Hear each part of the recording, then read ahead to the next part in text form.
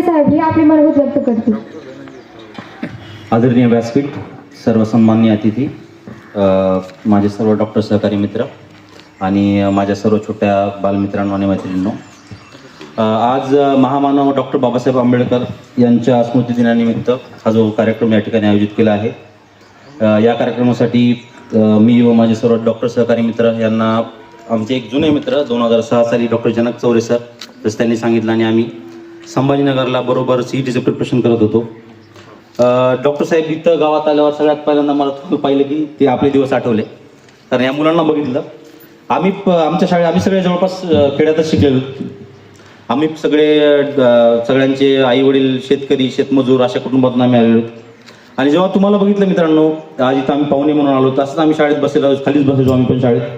सगळे पाहुणे यायचे, आम्हाला काहीतरी सल्ला द्यायचे. जसं तुम्ही इकडे कोणी खडा मारते, कोणी एकमेकाशी बोलते, आम्ही पण असंच करायचो. आम्ही काय हे भाषणं वगैरे ऐकणं वगैरे आमच्या काय ह्याच्यामध्ये नसायचं. डॉक्टर साहेब आणि जनक चौरे सर आणि आम्ही संभाजीनगरला बसायचो. आम्हाला वाटतही नव्हतं कधी की आम्ही डॉक्टर वगैरे होऊ, असं काही असू. साधे कपडे घालणारे माणसं आम्ही, चप्पल साध्या घालणाऱ्या, कधी कधी चप्पलही नसायची त्यावेळेस, पण 12वीपर्यंत पण.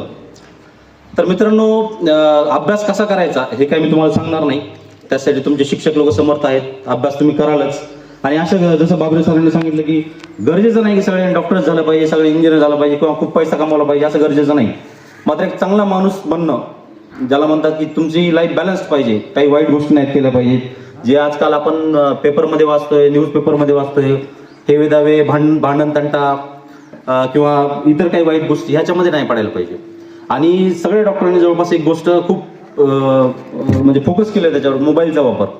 मोबाईलचा वापर एवढा मोठा प्रॉब्लेम झाला आहे. म्हणजे माझी 2 वर्षाची भाची, तिला मोबाईल नाही दिला तर ती इतकं रडते की म्हणजे तिला सांभाळणं मुश्किल होऊन जाते. हे सगळ्याच्या घरचे प्रॉब्लेम्स आहेत.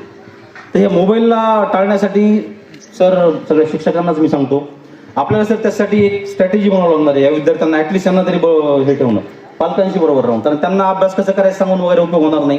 त्यासाठी तुम्ही सगळे समर्थ आहेत. मात्र मोबाईलचा वापर एकदम टाळणं.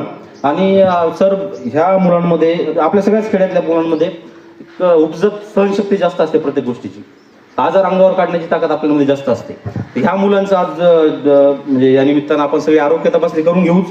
त्यांच्यामध्ये ॲनिमिया म्हणजे रक्ताचं कमी प्रमाण असणं, काही फंगल इन्फेक्शन्स असतात, पायाच्या जखमा असतात, ज्या की पुढे वाढून त्याचे दुष्परिणाम बरेच मोठमोठे असतात.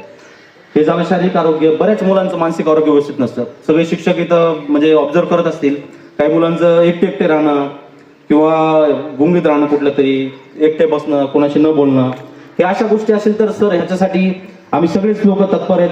तुम्ही त्या विद्यार्थ्यांना त्यांच्या पालकांबरोबर किंवा तुमच्यावर आमच्याकडे घेऊन येऊ शकता.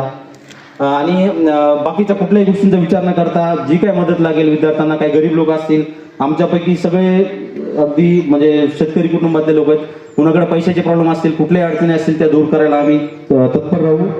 याच्यापेक्षा जास्त बोलणार नाही. आणि माझा परिचय, मी डॉक्टर धनंजय शिवाजी थावरे.